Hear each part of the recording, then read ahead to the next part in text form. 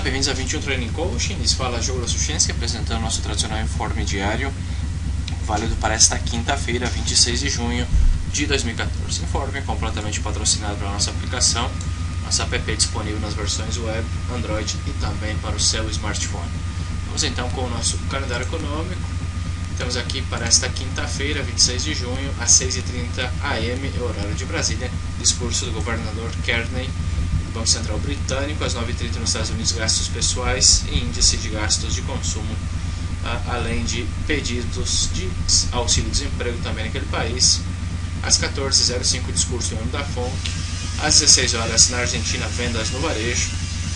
Já na seção asiática, às 19h45, balança comercial anual e mensal na Nova Zelândia. No Japão, às 20h30, gastos domésticos, IPC subjacente de Tóquio, IPC anual, nacional e também vendas no varejo anual. Estas as principais notícias para esta quinta-feira. Muito bem, vamos começar então com o Standard & Poor's, com o índice S&P 500. Bom, o Standard & Poor's, depois de uma forte correção aí segunda e terça-feira, hoje recuperando, força vendedora.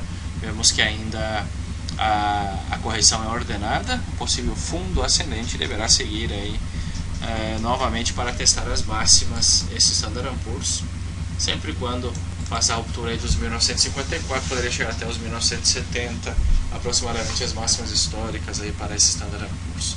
No 4 horas vemos repicando com muita força, depois aí dessa grande cauda longa, poderia apresentar uma P-Formation ou um fundo ascendente em 4 horas que poderia ser operável para uma operação intradia, um day tradezinho aí neste índice americano.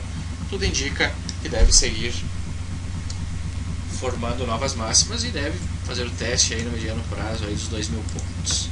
Já o Nasdaq, este Nasdaq tentando sair dessa grande consolidação, vemos que no semanal está executando essa P-Formation, bastante claro o padrão. No diário, saindo dessa consolidação, não conseguiu ainda superar a máxima de ontem, porém hoje aproximou-se muito e, mais importante, fechou acima dos 3.810 pontos no 4 horas, devolveu praticamente toda a caída da sessão de ontem. Veremos se nos dará uma P-Formation ou um padrão de continuação altista acima dessa região, isso poderia avaliar inclusive uma compra. Já o Dow Jones, vemos repicando de forma mais tímida em relação aos seus companheiros americanos.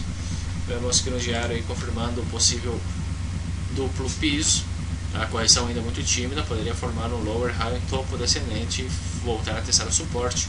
Obviamente que se repicar com força, mais provável que volte até os 16.964 aproximadamente. Entradia em 4 horas, a correção ainda ordenada, poderia levar um pivôzinho de baixa, porém se romper aqui os 16.820, já esperaríamos novas visitas ou pelo menos o teste no topo anterior.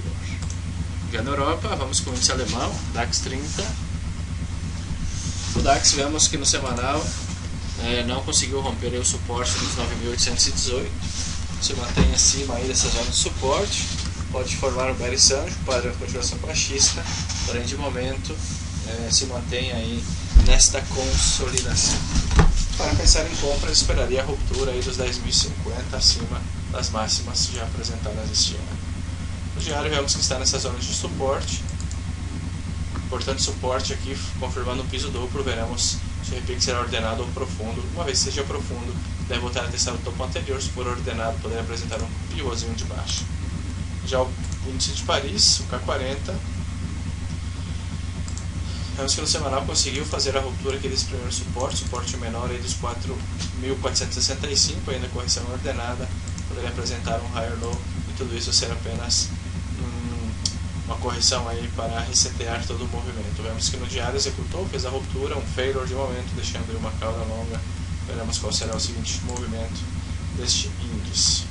Já na Austrália, o índice australiano, vemos que tocou forte aqui o suporte no semanal, executou a formação bem sem fluidez, respeitando o suporte no diário, deixando aí grande cauda longa, vela de reversão de tendência. Veremos agora se o repique será ordenado ou profundo. De momento, esperando. Já em Londres, o FTSE,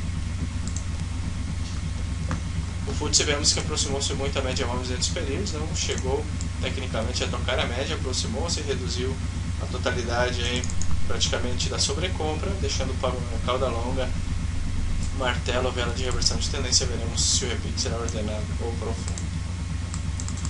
E finalizando com o índice de Tóquio, o índice Nikkei.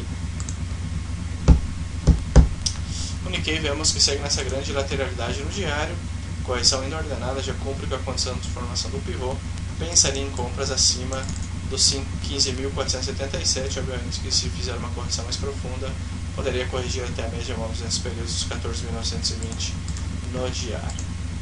Muito bem, esse é o nosso informativo diário para índices bursáteis. Sou o Diogo Suchinski. Um abraço e fiquem com Deus. Bye bye.